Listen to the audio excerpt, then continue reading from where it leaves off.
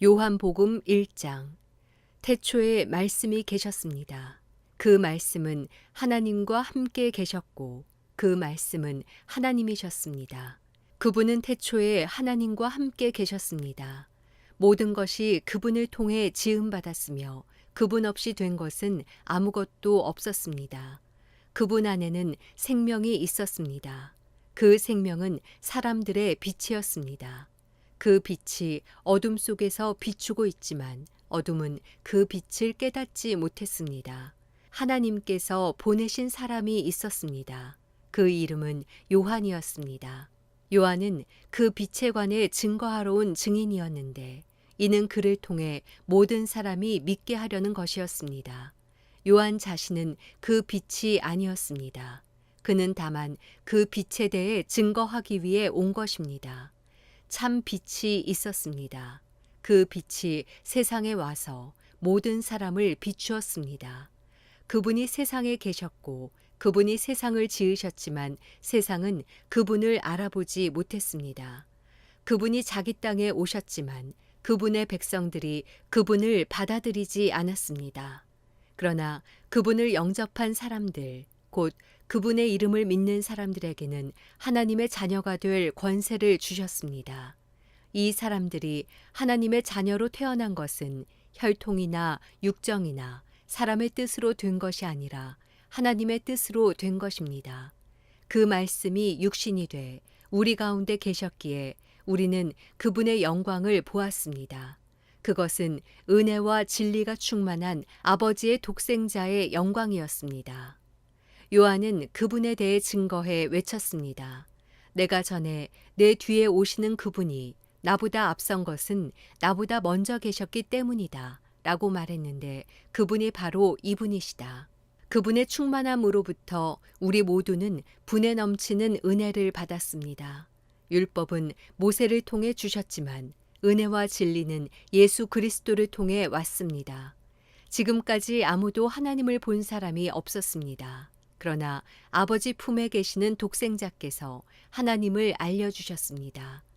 예루살렘의 유대 사람들이 제사장들과 레위 지파 사람들을 보내 당신은 누구시오? 라고 요한의 정체를 물었을 때 요한이 한 증거는 이렇습니다. 그는 거절하지 않고 고백했습니다. 나는 그리스도가 아니오. 그들이 물었습니다. 그러면 당신은 누구요? 엘리야요. 요한이 대답했습니다. 아니요. 그러면 그 예언자요. 그가 대답했습니다. 아니요. 그러자 그들이 말했습니다. 그러면 도대체 당신은 누구요? 우리를 보낸 사람들에게 가서 대답할 말을 좀 해주시오. 당신은 자신을 누구라고 생각하오? 요한은 예언자 이사야의 말로 대답했습니다. 나는 주를 위해 길을 곧게 하라고 광야에서 외치는 사람의 소리오. 보냄을 받은 유대 사람들 중에는 바리새파 사람들이 보낸 이들이 있었습니다. 그들이 요한에게 질문했습니다. 당신이 그리스도도 아니고 엘리야도 아니고 그 예언자도 아니라면 어째서 세례를 주시오? 요한이 대답했습니다. 나는 물로 세례를 주지만 여러분 가운데 여러분이 알지 못하는 한 분이 서 계시오. 그분은 내 뒤에 오시는 분인데 나는 그분의 신발끈을 풀 자격도 없소. 이 일은 요한이 세례를 주던 곳 요단강 건너편 베다니에서 있었던 일입니다. 다음 날 요한은 예수께서 자기에게 다가오시는 것을 보고 말했습니다.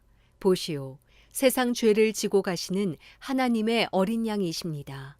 내가 전에 내 뒤에 오시는 분이 나보다 앞선 것은 그분이 나보다 먼저 계셨기 때문이다 라고 말했던 분이 바로 이분이십니다. 나도 이분을 알지 못했습니다. 그러나 내가 와서 물로 세례를 주는 까닭은 바로 이분을 이스라엘에게 알리기 위해서입니다. 그리고 요한은 또 이렇게 증언했습니다. 나는 성령이 하늘에서 비둘기같이 내려와 그분 위에 머무는 것을 보았습니다. 나도 이분이 그분인 줄 알지 못했습니다. 그러나 물로 세례를 주라고 나를 보내신 분이 어떤 사람에게 성령이 내려와 머무는 것을 내가 보게 되면 그가 바로 성령으로 세례를 줄 분임을 알라고 일러주셨습니다. 그런데 나는 그것을 보았습니다. 그래서 이분이 하나님의 아들이라고 증거하는 것입니다.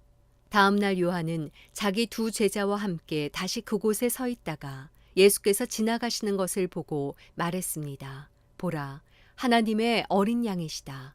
그 말을 듣고 요한의 두 제자가 예수를 따라갔습니다. 예수께서 뒤를 돌아 그들이 따라오는 것을 보고 물으셨습니다. 무엇을 원하느냐?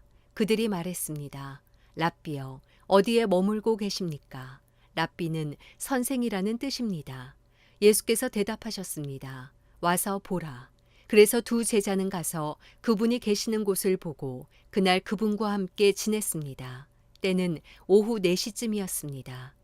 요한의 말을 듣고 예수를 따라간 두 사람 중 한 사람은 시몬 베드로의 동생 안드레였습니다. 안드레는 가장 먼저 자기 형 시몬을 찾아가 말했습니다. 우리가 메시아를 만났다. 메시아는 그리스도라는 뜻입니다.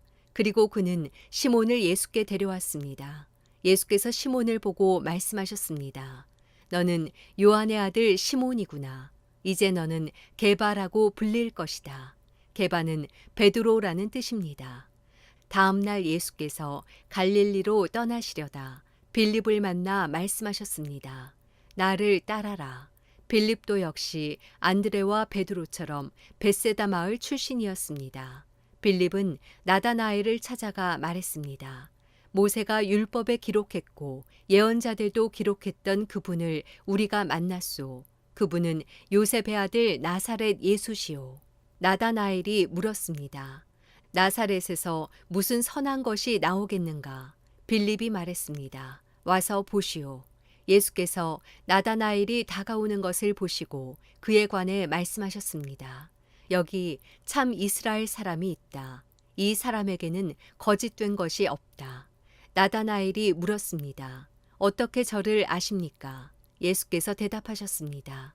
빌립이 너를 부르기 전 내가 무화과 나무 아래 있을 때에 내가 보았다. 그러자 나다나엘이 대답했습니다. 랍비여, 당신은 하나님의 아들이시며 이스라엘의 왕이십니다.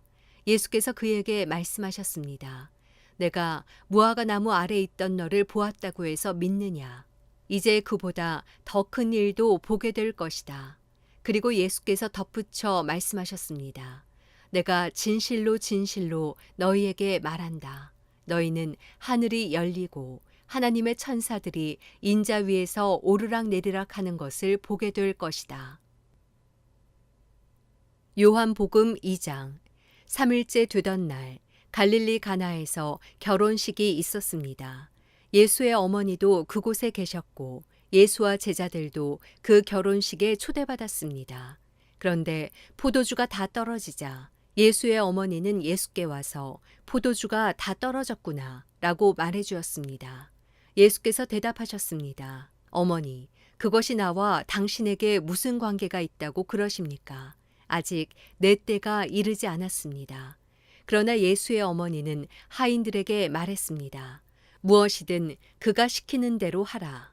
가까운 곳에 돌 항아리 6개가 놓여 있었습니다. 그것은 유대 사람들의 정결 예식에 쓰이는 것으로서 각각 물 2-3 메트레테스 들어가는 크기의 항아리였습니다. 예수께서 하인들에게 말씀하셨습니다. 저 항아리들에 물을 채우라. 그래서 그들은 항아리마다 물을 넘치도록 가득 채웠습니다. 그러자 예수께서 그들에게 말씀하셨습니다. 이제 물을 떠서 잔치 책임자에게 갖다 주라. 그들은 그렇게 했습니다. 잔치 책임자는 물이 변해된 포도주를 맛보았습니다. 그는 그 포도주가 어디에서 났는지 알지 못했지만 물을 떠온 하인들은 알고 있었습니다. 잔치 책임자는 신랑을 불렀습니다. 그러고는 이렇게 말했습니다. 누구든지 처음에는 맛 좋은 포도주를 내오다가 손님들이 취하면 덜 좋은 포도주를 내는 법인데 당신은 가장 좋은 포도주를 지금까지 남겨두었군요. 예수께서 이 첫 번째 표적을 갈릴리 가나에서 행해 자기의 영광을 드러내셨습니다. 그러자 예수의 제자들이 그를 믿었습니다. 그 후 예수께서는 어머니와 동생들과 제자들과 함께 가버나움으로 내려가셔서 그곳에서 며칠 동안 머물러 계셨습니다. 유대 사람들이 지키는 유월절이 다가오자 예수께서는 예루살렘으로 올라가셨습니다.